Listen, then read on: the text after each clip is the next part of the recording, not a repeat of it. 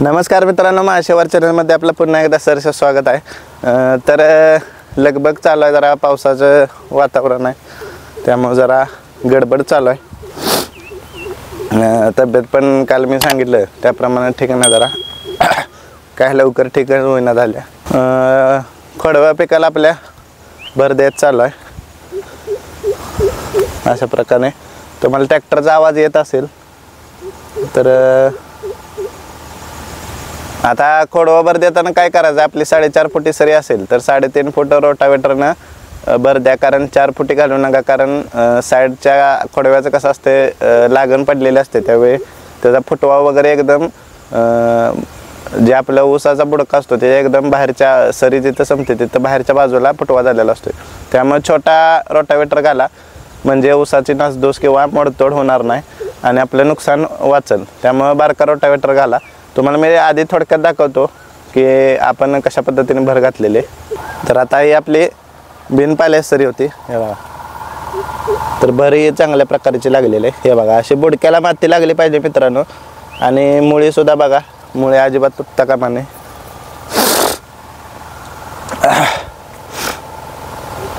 हां, आता हे बघा, ही पाल्या सरी होती, तर पाल्या परत कट चॉप झालेला आहे। ज्या रोटावेटरमुळे काय झाले, पाला चॉप परत झालेला आहे। आता याच्यातून पाणी ज्यावेळी फिरणार आहे त्यावेळी काय होणार आहे, पाला हा खाली बसणार आहे आणि हळूहळू कुजणार आहे, म्हणजे हे आपलं कंपोस्ट खत अजून तयार होणार आहे। गेले 4 महिने झाले त्याच्यावर तयार झालं। आता हे बघा, ही भर जी आहे ती व्यवस्थित लागलेली आहे।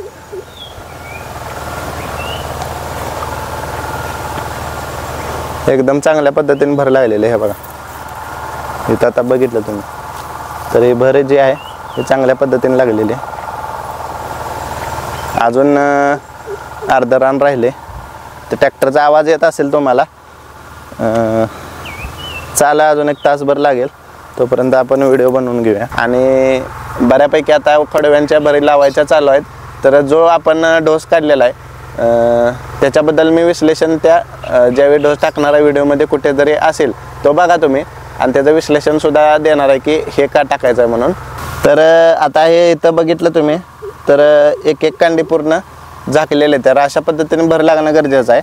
आणि आपण काय केलं, तर ही जी सरी आहे पुढं, ह्या सरीमध्ये लागवड टाकलेली, जेणेकरून ज्यावेळी रोटावेटरनं माती दोन्ही बाजूला फेकली जाते त्यावेळी ती लागवड काय थोडी इकडं दोन्ही बाजूला फेकली जाते आणि मुजवली जाते मातीमध्ये।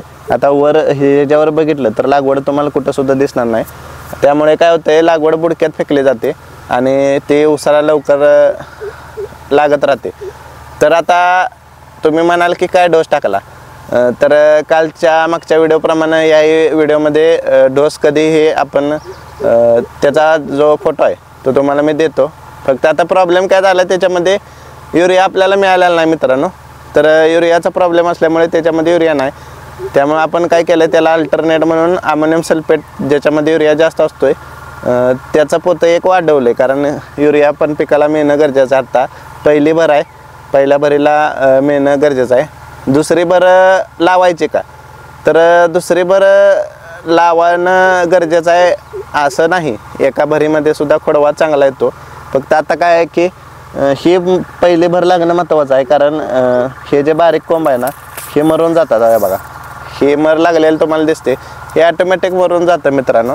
त्यामुळे पहिली भर लागणं महत्त्वाचं आहे, कारण ज्यावेळी माती लागते त्यावेळी पीक उचलण्यास मदत होते। आता हा जे पाले सरे, आता आपण दुसऱ्या भरीला काय करणार आहे की ही जे पहिली मूळ सरे ही अशीच ठेवणार आहे, इथं भर लावणार नाही। एकाडेक सरीत जो पाला होता त्याच्यामध्ये डबल रोटावेटर फिरवणार आहे आपण, म्हणजे ती त्याच्यात लागवड टाकायची आहे आणि डबल भर लावायचे त्याच्यात। म्हणजे काय होईल की एका महिन्यात हा थोडा पाला अजून कुजेल आणि त्याच्या खालची माती जी आहे ती अजून बुडक्यामध्ये फेकली जाईल आणि लागवडसुद्धा मुजेल। त्यामुळे दुसऱ्या भरीच्या वेळी काय करायचं, हा खर्च निम्म्यावर आणायचा आहे, लागवडसुद्धा निम्मीच टाकायची आहे। आता समजा आपण 10 पोती 50 गुंठाला टाकले, तर आता 5च पोती पुढच्या वेळी टाकायचे आहेत। मग त्याच्यात काय असेल, अमोनियम सल्फेट असेल, पोटॅश असेल, किंवा इतर एखादी मायक्रोन्यूट्रिएंटची बॅग असेल, ही 2-2 पोत्याने जमलं तर त्यावेळी युरिया टाकायची आता गरज नाही, पण टाकू शकता। आता युरियाच मिळेना त्यामुळं युरिया पण टाकलेला नाही। जाम झाले सगळं, त्यामुळे काय बोलायचं काय सुचेना. तर अशा पद्धतीने भर लावा. आणि खोडवा आपला आता काय झाले 4 महिने झालेला लागवड कायचं नाही. म्हणजे तुम्ही जर व्हिडिओ बघितला असेल तर मागचा व्हिडिओ आपण टाकलेला की बिना खताचा खोडवा ऊस असा आपण व्हिडिओ टाकलेला. तर तो आता हा रासायनिक खताचा पहिला डोस या ऊसाला आहे. जेवढ्यात कमी खर्च येईल. आता मला या डोसाला जवळजवळ खर्च जो आलेला आहे त्या खर्चासहित मी तुम्हाला फोटो टाकतो की किती खर्च आलेला आहे. आणि जवळजवळ मला वाटतं एक 14 ते 15 रुपये या डोसाचा खर्च होईल 50 गुंठ्याचा. तर तेवढ्यामध्ये आपला ऊस पूर्ण शेवटपर्यंत जाणार आहे. आणि पुढचा जो डोस असेल त्याचा एक 7-8 रुपये खर्च, असा एक 25,000 रुपयेपर्यंत सगळा म्हणजे रोटावेटर आणि लागवड ह्या दोन्हीचा खर्च 25,000च्या आत आपला येणार आहे.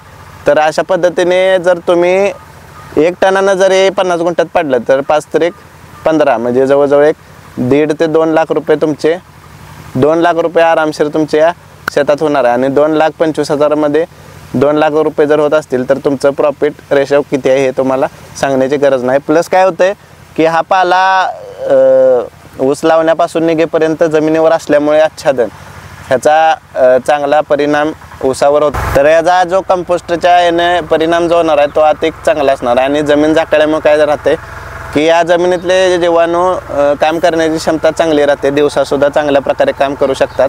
जमीन जेवढी झाकाळेल तुमची, कचरा असू दे काय असू दे जमिनीवर पडून राहू दे, तेवढं ते जमीन अंधारल्यामुळं सूक्ष्म जीवाणू त्यात काम करण्याची क्षमता चांगली राहते.